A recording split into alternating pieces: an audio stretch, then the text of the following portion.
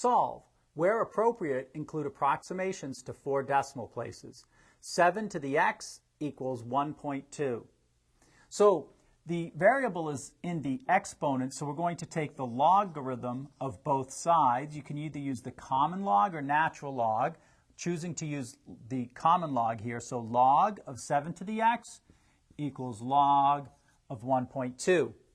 Applying the power rule, we can now say that the left-hand side is equal to x times the log of 7 equals the log of 1.2. Dividing both sides by the log of 7, and on the left-hand side we can remove a factor of 1 and say that x is equal to the log of 1.2 divided by the log of 7. And substituting those into the calculator, it gives us that x is approximately equal to 0.0937.